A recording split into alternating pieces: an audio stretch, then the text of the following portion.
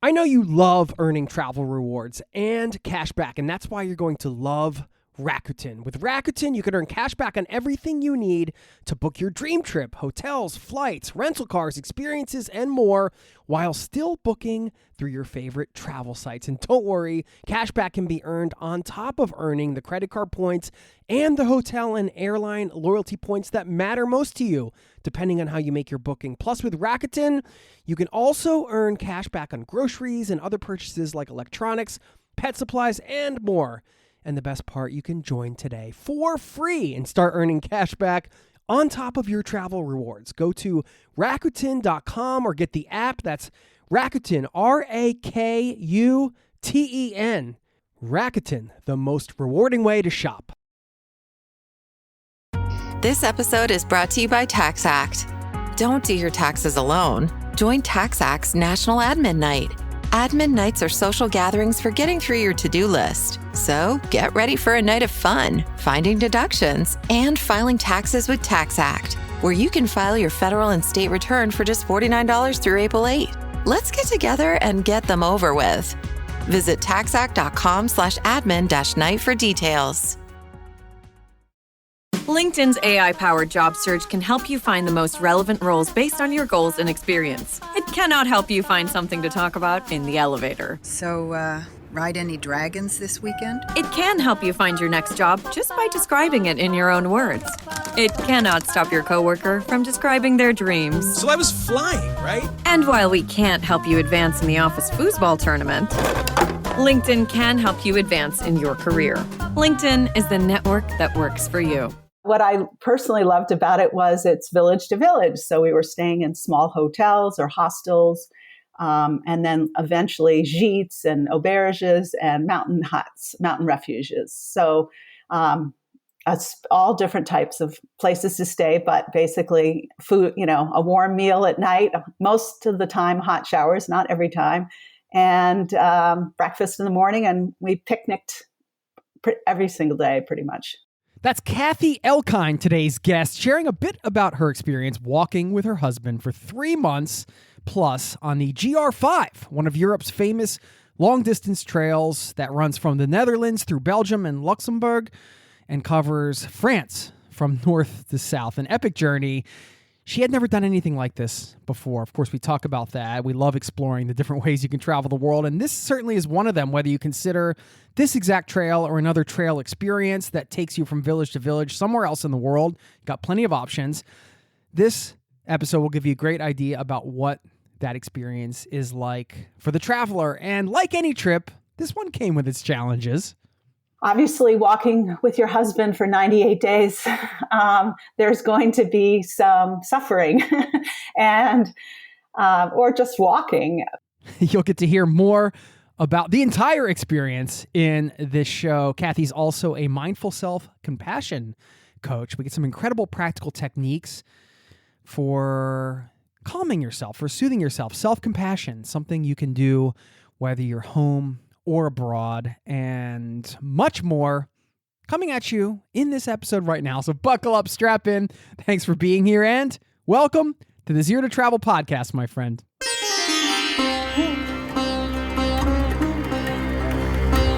You're listening to the Zero to Travel podcast, where we explore exciting travel-based work, lifestyle, and business opportunities, helping you to achieve your wildest travel dreams. And now your host, world wanderer and travel junkie, Jason Moore.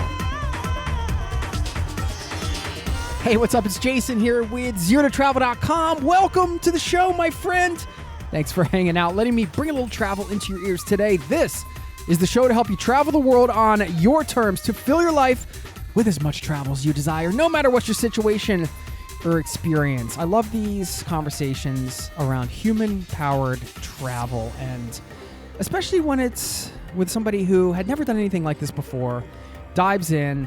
You're really going to get a lot of takeaways in this interview, and not just about the trip. Of course, we cover the practical logistics of this particular trail, but you get to hear about that experience as a traveler, what it's like going on foot through several countries, and what happens when two people who want two different types of adventures want to plan a trip together. You're going to get some advice for finding that compromise that works for everybody.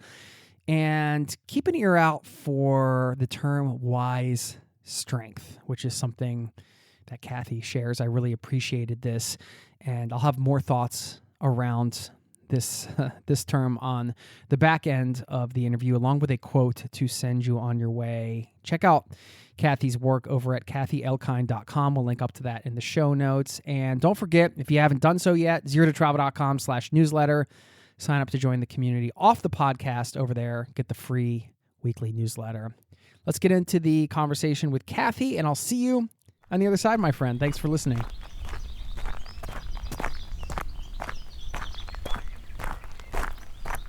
Kathy Elkind, welcome to the Zero to Travel podcast, my friend. Thank you, Jason. I'm excited to be here. Are you in Vermont now? Yes, I am in Vermont. Okay. Yes. Yep. Yeah, because I just kind of imagine you sipping coffee on a porch in Vermont or something somewhere. I don't know why. It sounds like a nice Vermont thing to do. Vermont has its own unique kind of culture, I feel. Oh, yes. Yes, it does. And, we've been here 6 years, so we're still new. Okay. Where did you move from? We lived in Massachusetts beforehand, and that's where I grew up in Massachusetts, and that's where we raised our children, and about 40 miles outside of Boston. And then in 2017, we moved up here full time. We had been coming up to ski on winter weekends. Okay. Interesting. Yeah. I wanted to hear, since you have a somewhat fresh perspective, I guess, right? I mean, you guys you didn't grow up there, you didn't live there. Can you describe Vermont culture for us? True old Vermont culture is, we probably haven't broken into. There's a big tourist industry, and, we actually, came up as weekenders. And then slowly the Mad River Valley where we live, there's a lot of arts and culture. Many people came up in the 60s. Sort of the hippie group came up in the 60s. And so that started to change the traditional farms and things like that. But there's still some dairy farms around. And then farming has had a resurgence with trying to have fresh food. So there's some wonderful CSAs around here. Great farm stands. Fresh food is really good. And many of the farmers have figured out how to grow food all year round with cold houses and picking vegetables that grow well, even in the cold. So that's wonderful. We love that part. Are you thriving there? Are you guys enjoying your life there? Thriving? Yes, I am thriving. I am thriving. It's a 12-minute drive to get to, wonderful hiking and skiing. So we're very lucky. I love Vermont. I feel like it's the closest state in terms of kind of geography and feel to Norway, where I live, in a way. You got the mountains, you got a lot of farms, you got, of course, two totally different places, but it's always been an intriguing place to me. There's like those set of destinations that you're like, I could live there. I guess Vermont was that for you, and then you're like, all right, well, let's just go there then. Exactly. Yeah. How long have you been married? Now it's 30, it'll be 33 years next month. So quite a while. That's a magical number, the 33. Well, yeah. I bring it up because your husband's going to play a prominent role in this conversation, I think, in some ways. Because, yes, he is. Yep. You guys did some walking together, and I'm very attracted to these long distance trails in Europe. I wish I knew about these trail systems when I was a younger traveler, because I was just talking to another listener in this community I met up with in the city the other day about this. It was one of those things that, like, I just didn't know these things were around, and it would have been a really cool way to experience a destination. And you have done the GR5 and some other walks, it sounds like. So I'm curious to get some of the advice around planning and all that, but also I want to hear about the journey itself from your perspective and how it was for you guys. And I don't want to forget the book too. To walk it is to see it. One couple, 98 days, 1,400 miles on Europe's GR5. And that title kind of says it all. It's like, oh, What happened to that couple? 98 days together. Is that a lot? Is that too much time together, Kathy? Well, I'll answer that a little bit later. But I'll start off saying, so when we did move up to Vermont, we kind of thought, well, this is the perfect time to take an adult gap year before we jump into a new community. So we researched and asked people questions, what should we do? And as you said, my husband is much more hardcore than I am. He would go, bicycle around the world if he could or something like that. He just has much more energy than I do. And I'm an outdoorsy person, but at this point in my life, when we started, I was 57 when we started this adventure. I didn't want to carry a heavy pack anymore. We had done backpacking, when we were younger, and we actually did it with our kids and things like that. But I didn't want to carry a heavy pack. I didn't really want to camp anymore. I'm happy to go camp for a couple of nights, but I don't want to camp day after day. So we just kept asking people. And we ended up running into a Frenchman, and I always think synchronicity is a big part of these searches. And he talked about walking the GR5, which I had never heard of, Grande Randonnée Cinq, if I said it correctly. And he had actually walked the Alps part, which is from Lake Geneva down to Nice, which is also called the Grand Traverse. And that's the very well-known part of the GR5. But I either didn't hear that or listen. And I went and Googled GR5, and I found that it starts in Hoek van Holland in the Netherlands and goes through Belgium, Luxembourg, and then the whole length of France. And I'm like, wow, this sounds kind of cool. And what I personally loved about it was it's village to village. So we were staying in small hotels or hostels, and then eventually gîtes and auberges and mountain huts, mountain refuges. So it's all different types of places to stay, but basically food, a warm meal at night, most of the time hot showers, not every time, and breakfast in the morning. And we picnicked every single day pretty much. Yeah. So it sounds like it was a good compromise for at least the way you described your husband being like, he would just bike around the world tomorrow. And you're like, I want a little more comfort. And this is kind of the best of both worlds in some ways. Exactly. Yep. It was a compromise. And then I personally, part of what I like about travel is doing the research. So I read a bunch of blogs and books, and I kept reading, especially in the beginning, that it was flat. The Netherlands are flat, the canals, and northern Belgium is flat too. And I also talked about being on bike paths and a fair amount of pavement, which I was like, that doesn't sound good. And I was a little worried that Jim was going to mutiny. So I suggested that we bike the first week. And that actually worked out very well. And that would have been about 3 weeks of walking. So we did, I don't know, walkers would say we cheated a little, but the way I look at it is that we just adapted the adventure to make it work for us. So we rented bikes actually in Amsterdam and rode down, and the tulips just happened to be blooming, which is also another cool. I hadn't paid attention that the tulips were going to be blooming, and we got to see those, which was so dramatic. These swaths of color on the flat landscape were just spectacular. And then we biked for a week on the GR5, and we paid a little extra to have the owner of the bike shop from Amsterdam drive down and pick up our bikes. So that worked out really well. Had you done any larger scale, let's call them adventures like this, where it's 98 days? So you're talking about over 3 months of human-powered travel, not like a week, not a weekend, but over 3 months out there. Had you done anything like that before? No, we had not at all. The longest I think we had done is, a week of backpacking or a week of biking. So that was this is definitely the longest. We really didn't know what we had gotten ourselves into.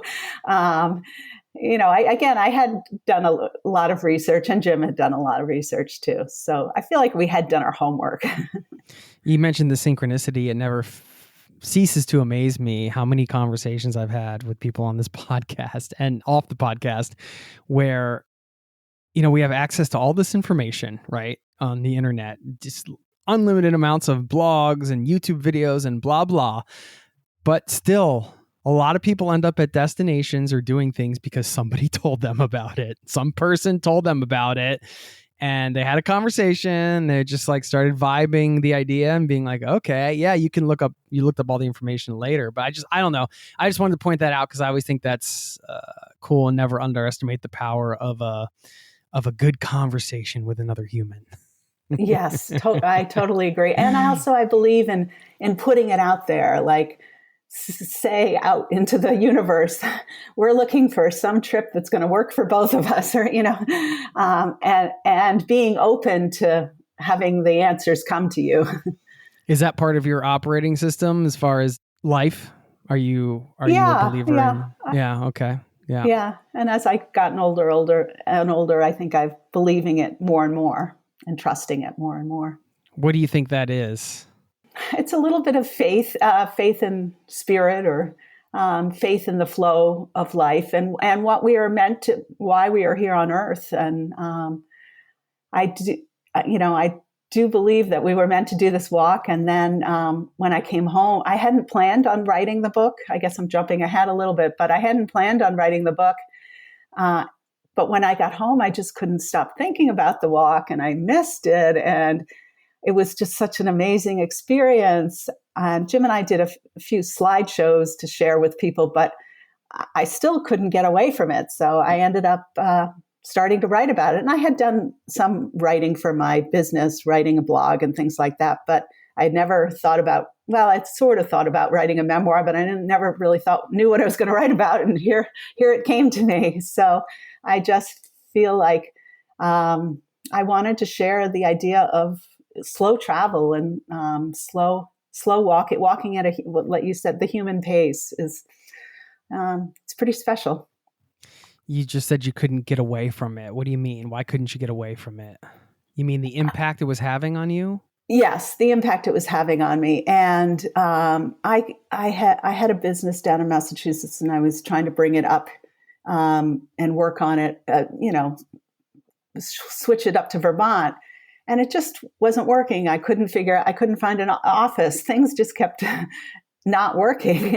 So I felt like the universe was telling me, don't go that direction. I offered some workshops, and, people showed up, but not a lot of people. And I think I also was tired. I didn't want to put a whole bunch of effort into restarting my business. It just wasn't in the flow. It wasn't working. But the idea of writing, just really appealed to me in it. And once I sat down and just started writing the story, basically I just wrote the stories that I remembered, and then later went back and I had written a journal, basically just a paragraph each day. And Jim had kept a journal too, a paragraph each day. And the whole writing was a whole process in itself.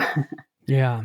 I mean, it could have been in that situation. Sometimes it's hard to listen to or tune into what is in the flow and what isn't, I mean, you could have easily just like, all right, well, I got to make this business work, and just try to kind of like bullet your way through it, and just make it happen. Right. Instead of kind of relaxing into the intuition a bit and thinking, all right, well, what am I actually drawn to right now? Where's this? I'm going What's somewhere else. Pulling me? Yeah. It's not always an easy thing to do. And it's from an act of privilege too. Yeah, absolutely. Did the walk help you tune into some of that stuff for yourself? Yes. Yeah. Obviously, 3 months of walking. And as you talked about, so Jim and I, we sort of fell into a pattern of walking, not chatting in the morning. We would talk to say, well, we got to go, here and here. But we walked, we could see each other, but we walked separately. One of us was in front and the other person was behind, and that switched constantly. But we had a lot of alone time, or, I don't call it, solitude, time with yourself and time with nature. And even though it's village to village, many of the European villages, because the villages are densely populated, it doesn't take long to get out into the rolling fields or the woods. And you're out there in nature and basically meditating. It's a walking meditation for hours and hours, and tuning into what your body is feeling. And I'm a mindful self-compassion teacher too. So I definitely, and as anybody who's taken yoga classes, meditation classes, any of that kind of thing, and over the years, and being in your late 50s, you've had a lot of experience. And I think this whole experience gave me the chance to tune into all of this, I don't want to call it stuff, all these different practices that I had practiced, but then really integrated them. I really integrated them into my body during this whole walk. Does that make sense? Yes, absolutely. So it's not just the hypothetical or the mindset, but actually practicing the teaching or the mindset, actually implementing it in a way. That's really cool. We'll get back to the interview in just a moment. I know you love earning travel rewards and cash back, and that's why you're going to love Rakuten. With Rakuten, you can earn cash back on everything you need to book your dream trip, hotels, flights, rental cars, experiences, and more, while still booking through your favorite travel sites. And don't worry, cash back can be earned on top of earning the credit card points and the hotel and airline loyalty points that matter most to you, depending on how you make your booking. Plus, with Rakuten, you can also earn cash back on groceries and other purchases like electronics, pet supplies, and more. And the best part, you can join today for free and start earning cash back on top of your travel rewards. Go to Rakuten.com or get the app. That's Rakuten, Rakuten. Rakuten, the most rewarding way to shop. This episode is brought to you by Redfin. You're listening to a podcast, which means you're probably multitasking. Maybe even scrolling home listings on Redfin, saving homes without expecting to get them. But Redfin isn't just built for endless browsing. It's built to help you find and own a home. With agents who close twice as many deals, when you find the one, you've got a real shot at getting it. Get started at redfin.com. Own the dream. Now, back to the show. Well, I didn't know you were a mindful self-compassion teacher. Talk about that. I'm actually supposed to say a teacher of mindful self-compassion. So let's see, Kristen Neff is sort of a PhD professor of self-compassion. And Christopher Germer was a mindfulness teacher, and the two of them got together. And the whole idea is that we all suffer. And when we suffer, when a friend suffers, we give them compassion. But sometimes a friend isn't there. A friend or a family member isn't there to give you compassion. So you need to learn to give yourself compassion. I'll try to make a long story short. So growing up, I had dyslexia, which is I didn't learn to read till about 7th grade. Which as a little girl, not reading is a very difficult thing. And I had a lot of shame around it. I didn't feel like the other girls. I felt different. And it was a lot of shame. So even though my parents helped, I got lots of support and help. The shame of not being able to be like everybody else, being different. So I used food to numb and soothe my emotions. And that sort of straggled through my life, this wanting to eat. And so I actually became an eating psychology coach. And that process of, I really enjoyed being an eating psychology coach, but I still felt like there was something missing. And I was reading one of Brene Brown's books, and she talked about the antidote to shame is self-compassion. And in that same sentence, she mentioned Kristen Neff. So I signed up for her class and, trained in it. or took the class. And then a year or two later, I took the teacher training. And I taught it for about 4 years, I would say. And the idea is that when, first of all, mindfulness, noticing that you're having a difficult time, which we all do as being human, that's part of the human experience, is some suffering. And then giving yourself compassion, putting your hand on your chest or somewhere gently, that self-touch, just gently, and shifting your tone of voice to like, ooh, this is hard.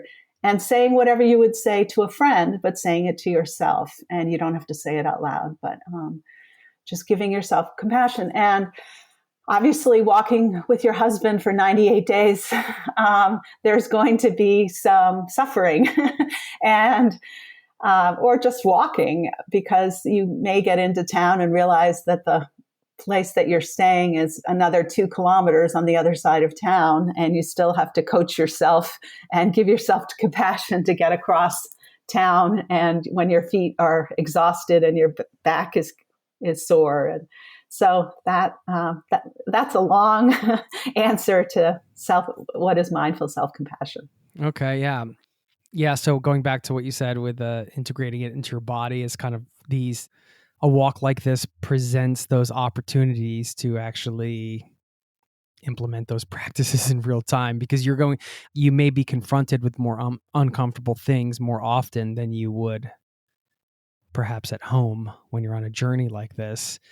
You mentioned putting your hand on your heart, having a calming tone of voice and speaking to yourself and things like that. Are there any other tools that you could share with people that would help them get into that self-compassion state? Because this is where, this is a thing a lot of people struggle with, right? Like you're beating yourself up because you did this or that the other day, or maybe you're not in a certain place where you want to be in your career or in life. Could be like big like that, or it could be a small daily thing. There's a lot of opportunities to practice self-compassion, I feel, at least for me. Yes. So, Yes. so I'd love to hear any more you have to share on that topic. I think this advice also obviously translates to, you can use these tools anywhere in the world, like you just discussed. So, yeah.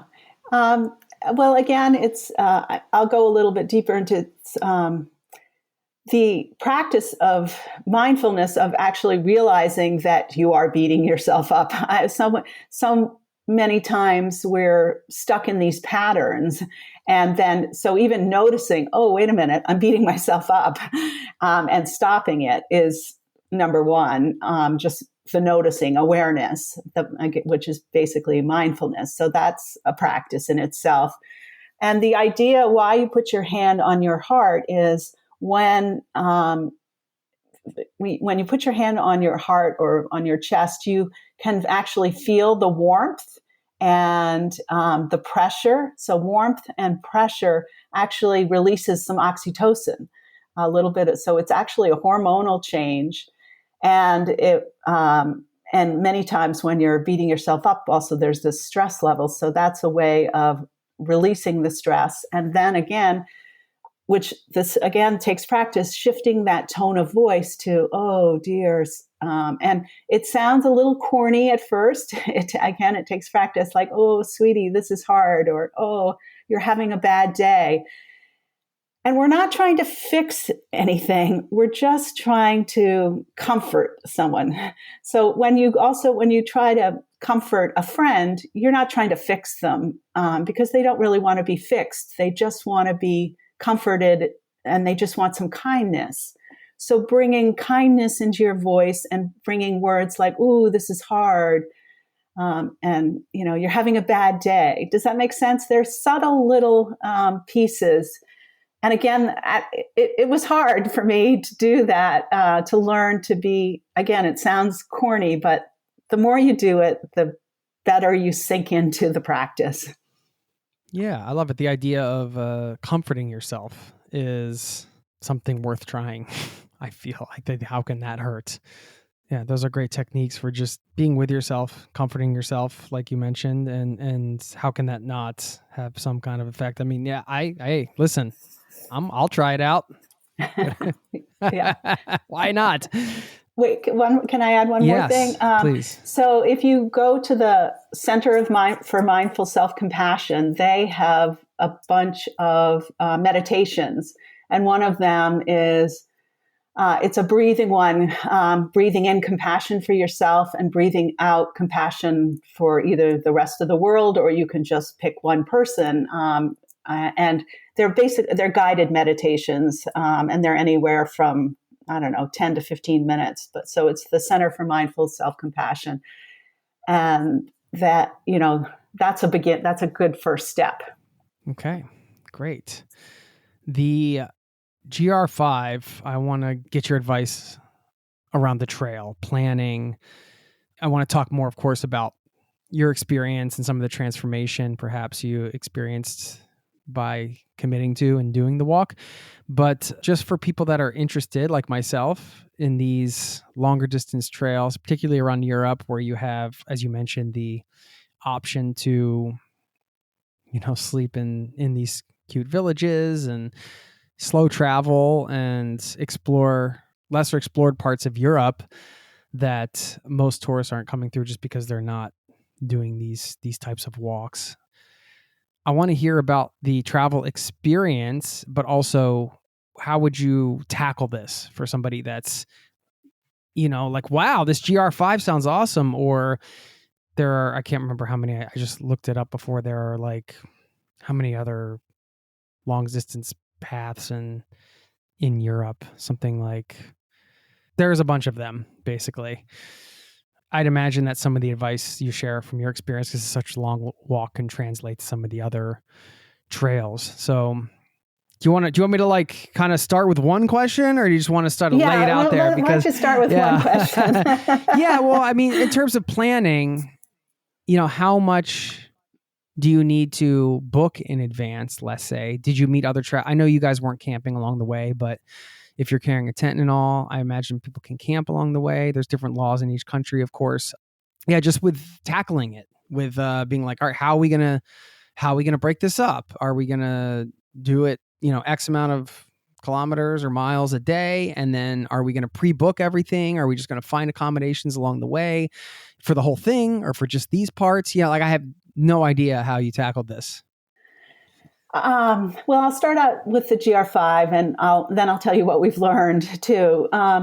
So the GR5, again, we read as many books and blogs that we could, and there are now 3 books about the GR5. When we were walking back in 2018, there was not a guidebook for the northern section, but I did find a blog, and it turns out that was the author of who ended up writing the guidebook. So we followed their blog in the northern section. And then there is another Cicerone. Are you familiar with Cicerone? I might not be pronouncing it correct. Cicerone. They do a lot of the walking guides. Yes, a lot of the walking guides. So there's a walking guide for the Vosges and the Jura, which are 2 mountain ranges just north of Lake Geneva. And then there's a whole nother guidebook for the Alps, because that's 5 weeks of walking.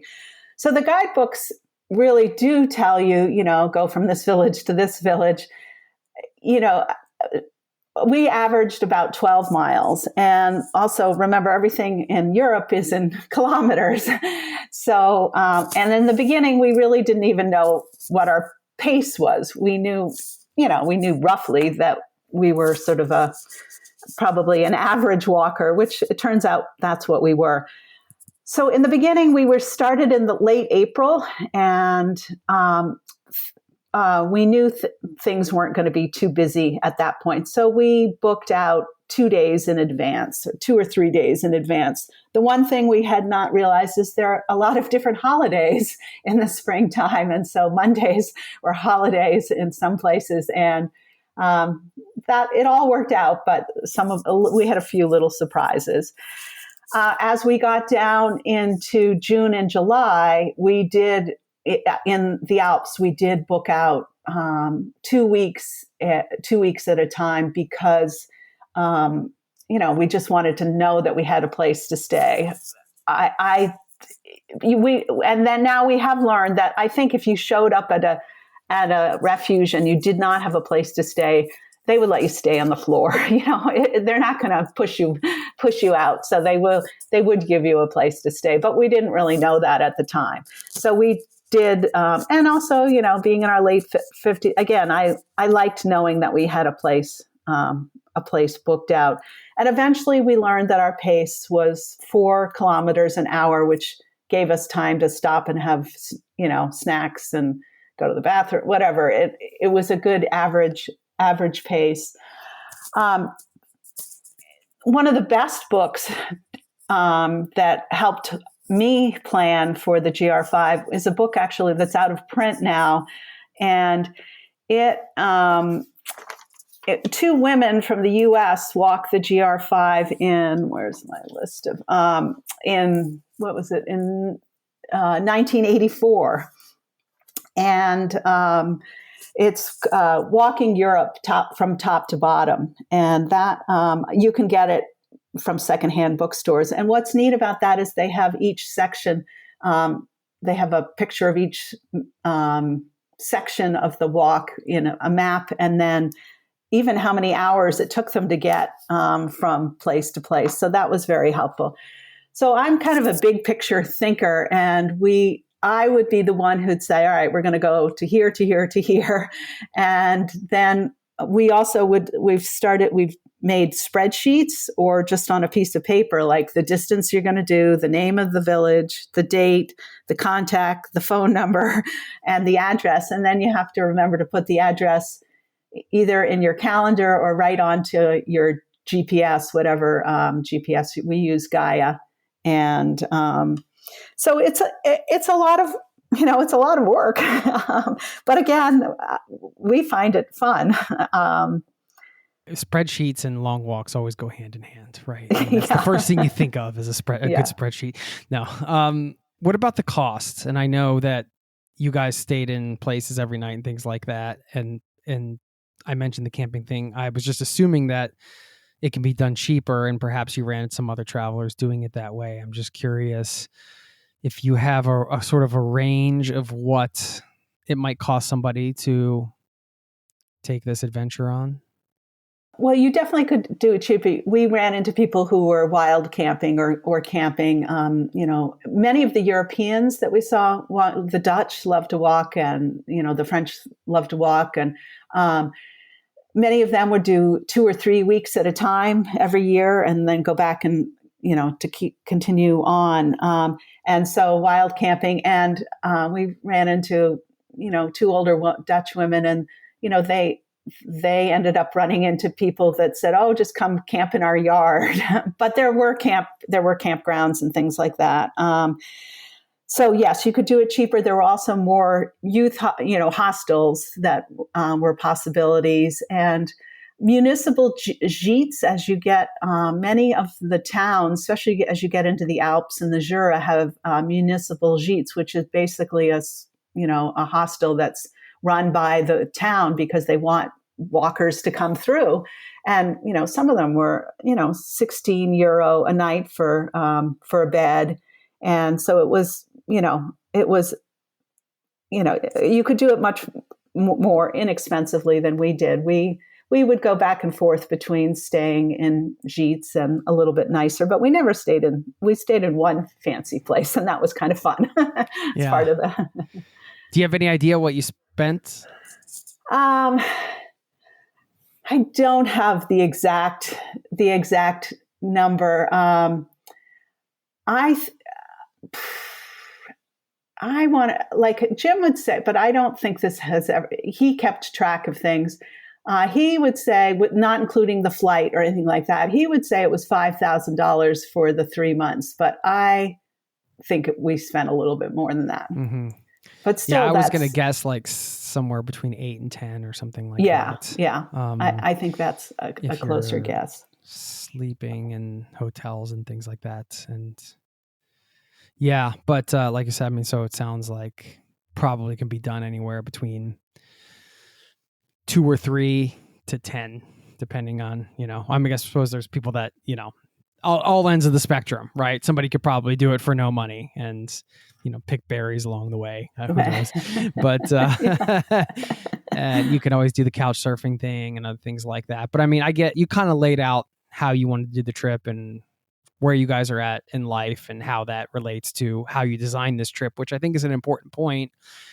Whether you're taking a traditional, let's call it backpacking trip, or something like this where you're off for an adventure for three or 4 months on a long walk, still knowing thyself and kind of planning around, you're like, okay, I need this level of comfort to kind of make this overall enjoyable. Not that you're not going to have challenges and things aren't going to be tough, but yeah, I think that's a good thing to consider too. So the walking as a couple part, I mean, that's the tagline in your book, one couple, 98 days, 1,400 miles. Okay.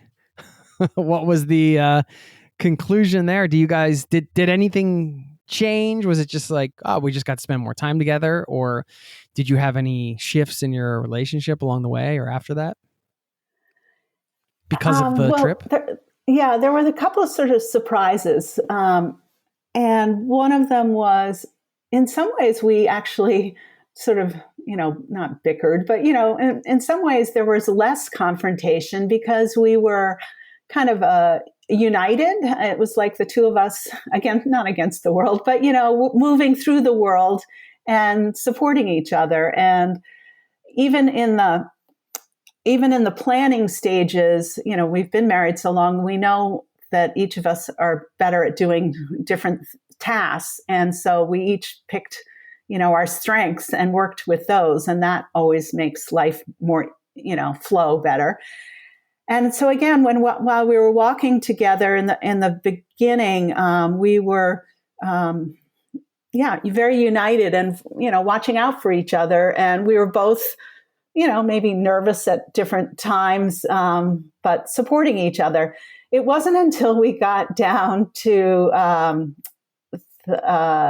Lake Geneva towards the end of just before the Alps, and we had 2.5 days off. And I feel like we just sort of let down our guard. And that's when the teeny, the little stuff, like anything he did was just bugging me. And I'm sure anything I was doing bugged him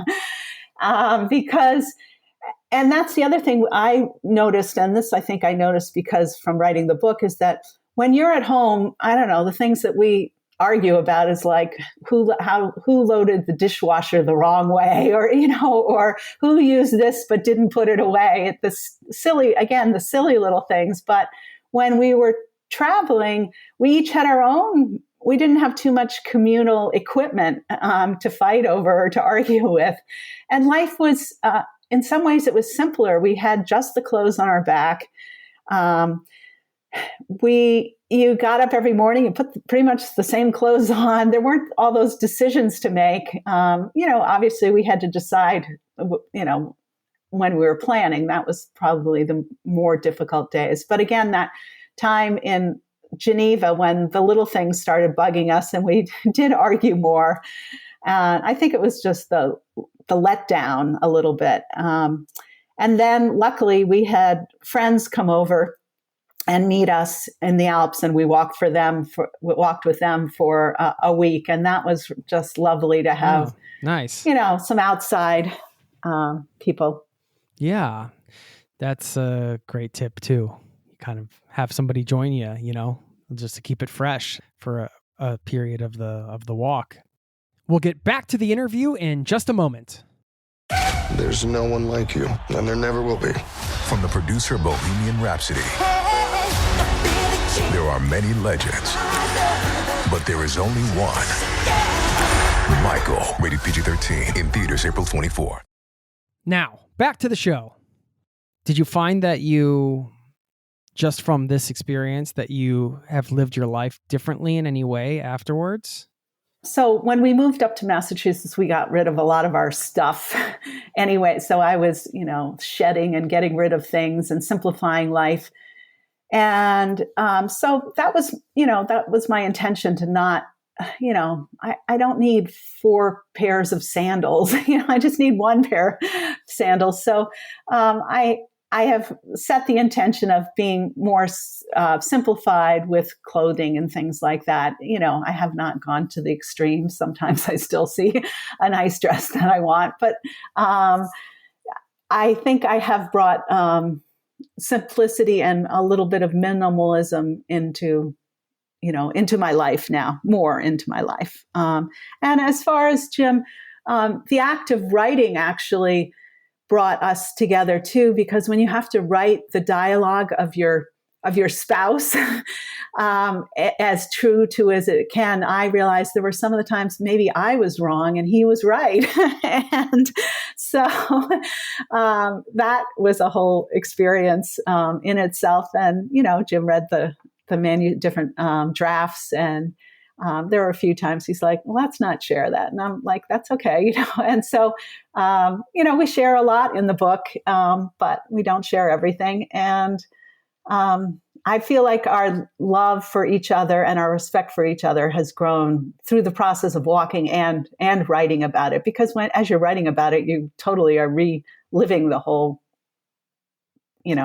all the stories. Right. Seeing it from all angles and trying to figure out how to relay the stories. But Kathy, we all know the husband's never right. Come on. Not get ourselves. I don't know. Sometimes the husbands are right. On occasion.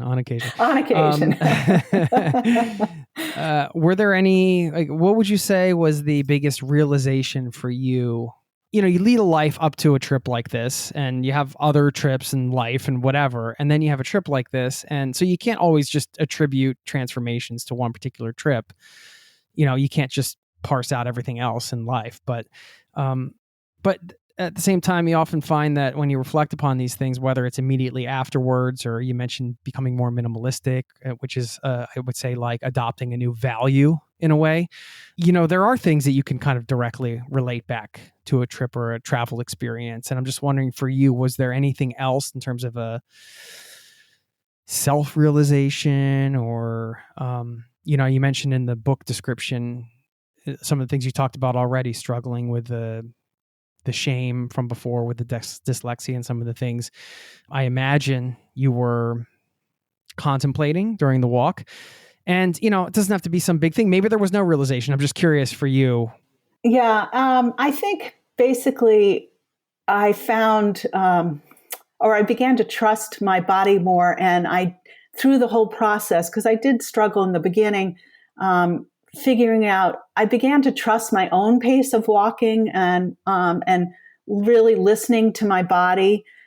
And so I sort of called it I call it wise strength. I feel like the word strength, we need more words in the English language for the word strength, because strength for a 20-year-old is very different than strength for a 60-year-old.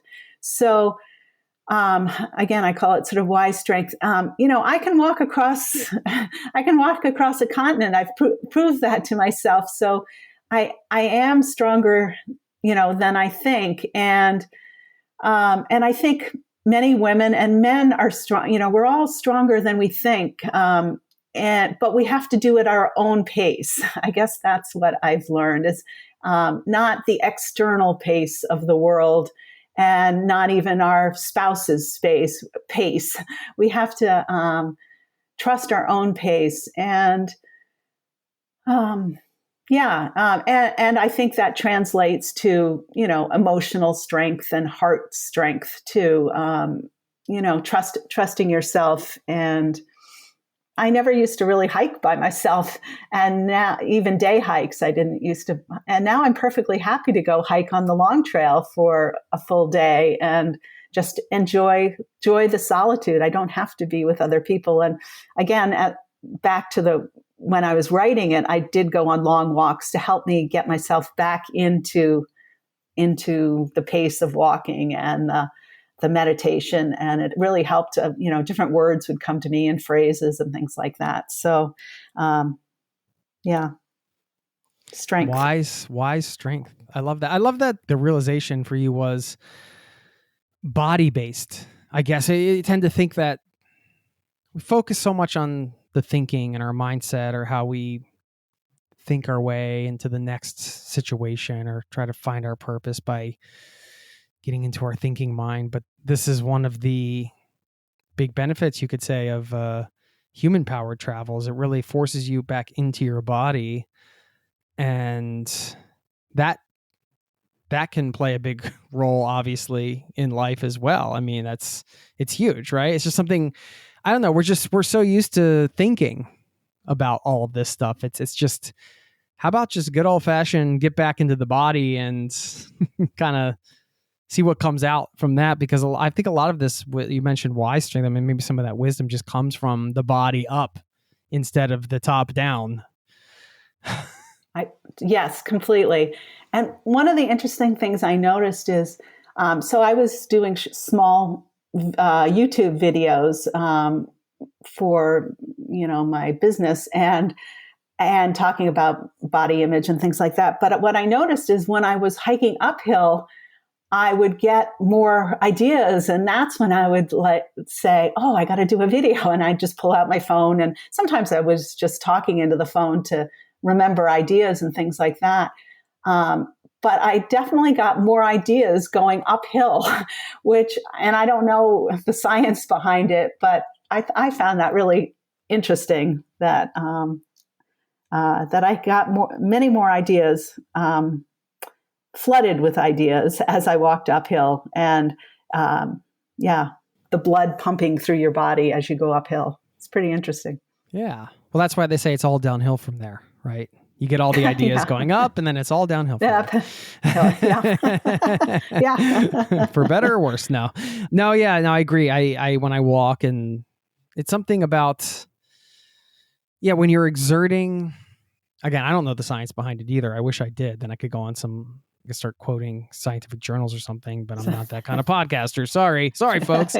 Yeah, something about when you're exerting effort, it shuts down the thinking mind enough where it actually just gets flooded with all of the ideas from your subconscious or something. I don't know. Same thing happens to me. And it's why it's one of those things that I try to remember. Maybe this is we'll throw out a challenge for somebody listening today.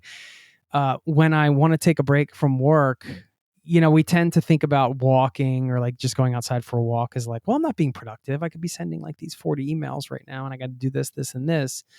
But actually just taking the break and just taking the walk or the run or the exercise or whatever is being productive, if you want to look at it that way, because you're giving your brain a chance to breathe, and you're giving yourself an opportunity to be flooded with these ideas and these creative visions. And so it's how I've been able to reframe kind of like, oh, I'm too busy, I don't have time for this. Well, no, like you make time for it because this benefits everything.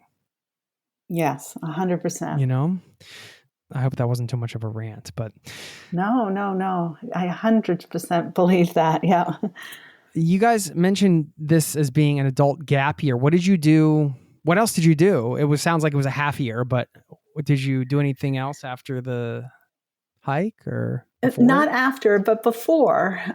Before we went, we actually flew to southern Italy to so Jim and I, we're into brainstorming. As we were brainstorming our gap year, I wanted to live in a city because we had just moved to the country in Vermont. I wanted to live in a city. So we actually went to Naples for 10 days. It wasn't all that long, but 10 days in Naples, which is a very interesting city.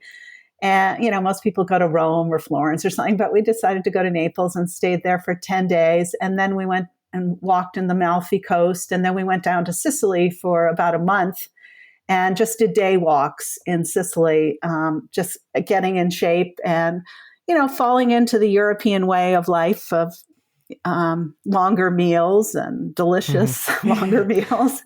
And that's how we got that was one way that we got in shape for, and we carried day packs, not our full packs, but then, and then we flew up to the Netherlands and started the GR5.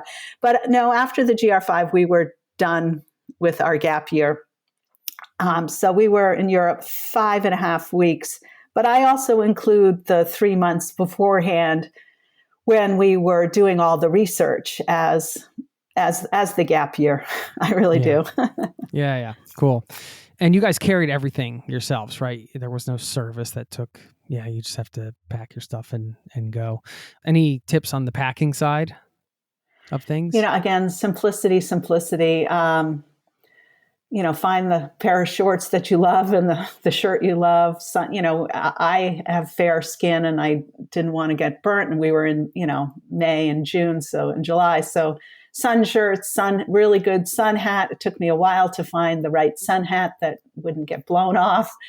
I carried a iPad mini to take notes. And we also, we have adult children and we both have parents alive. So it was important for us in the evenings to connect, be able to connect and, FaceTime with our family. And we didn't totally close off. We used our phones for Gaia for our GPS, but we would turn off, I wasn't looking at Facebook or anything like that while I was walking. I definitely wanted to be turned off during the daytime, but in the evening time, we did connect with the outside world, and it also helped with planning, obviously.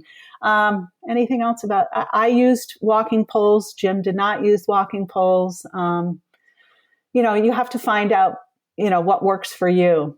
I can't think of, I'm one of these days, I'm going to start, I do have a packing list and I'm going to put it up on my website. It's not up yet. It's all good. The concept of slow travel, it seems like you got pretty passionate about that, and tying in with this question of some of the characters you met along the way, some of the opportunities you had slow traveling, as opposed to if you were doing it a different way. You want to just share, in your opinion, what some of those benefits are of this type of travel? As you're walking, I think also having a backpack, people are more apt to stop and talk to you, especially in France. The first 10 minutes that we were in France, we ran into an older couple who were walking, and he stopped and, asked me in French, "Where are you walking?" And my French is not all that good, so I answered him in English. And then he said, "Oh, I just love to walk." And, we had this little conversation, and he was the one who said, "To walk it is to see it." And what he meant is to walk a country is to see a country. So when you have a backpack on and you are walking, people will stop and chat with you. And I think walking into a small hotel with a backpack on too, they know that you haven't just come in on a quick bus tour and you're going to, spend an hour or spend the night and be gone. And yes, we were spending the night, but, asking for, if the hotel didn't have, or the place we were staying didn't have a restaurant, you ask them where, good ideas, like all travel. But I think the walking,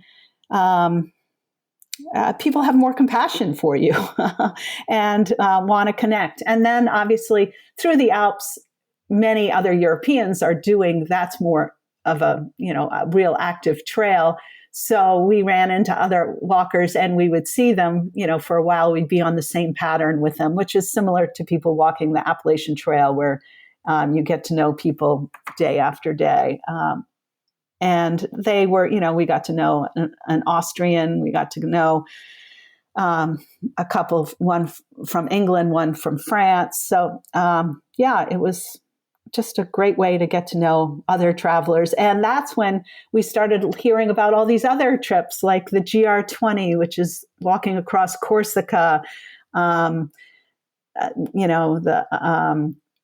GR10 and the GR11, which is across the French Pyrenees and the Spanish Pyrenees. So, or the Spanish side, and then the coast to coast in England. All these trails, I had not really been, I guess I had heard of the coast to coast in England, but that was about the only one I had heard of.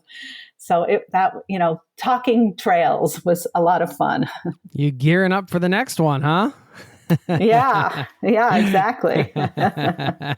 Are you though? I'm serious. Are you? Well, we are, right now I'm working, the book just came out, so my adventure is bringing the book out into the world. But yes, we are, one of the ones top high on my list is Munich to Venice, which is a 30-day walk. And I love the idea of walking out of Munich, and then you go through the German Alps, the Austrian Alps, and then the Dolomites, and then down into Venice. That one sounds really, What's that I guess one many called? Germans do. The guidebook just calls it Munich to Venice. I think it's called The Way, but it's in German. So I need to find out exactly. I don't remember the name of that one. That's great. It's a lot of inspiration, I think, in this episode for exploring some of these opportunities to slow travel in a unique way and to explore Europe. I love that these trails exist. I love that they're maintained. I love that you can get up and get out on one. I appreciate you taking the time to share your experience out on it. I should mention the book one more time. To walk it is to see it.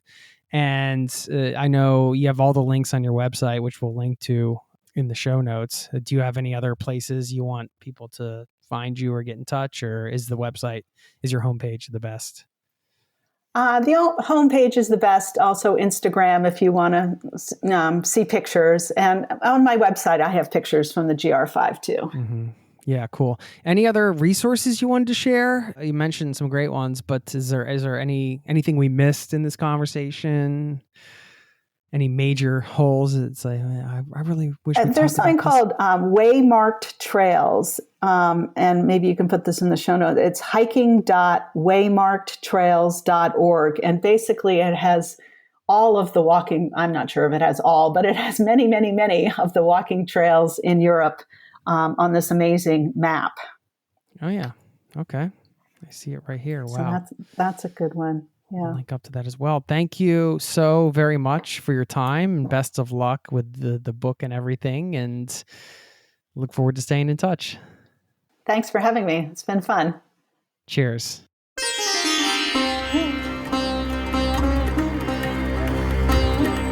There you have it. Thank you to Kathy for stopping by the show. A couple of my favorite moments from that chat. First of all, her advice on how to find a compromise when you are trying to plan a trip with somebody else and you have two different ideas of what adventure means to each of you. Say out into the universe, we're looking for some trip that's going to work for both of us, or, and being open to having the answers come to you. Now, whether you believe the universe is going to answer you back or not, I don't think really is the point. The point is that you're opening up the dialogue for what it really means to have an adventure together that works for both of you. And I think this is a great example of that, wanting to get the taste of adventure, but still having the comforts. There's always a way to find that balance. So I love that. And of course, wise strength. You heard Kathy speak on that in the conversation, saying, we're all stronger than we think. And maybe it's just that we have to do it at our own pace, not the external pace of the world, anyone else's pace. We need to trust our own pace. And I think that's important, which is essentially just saying we all have this inner strength.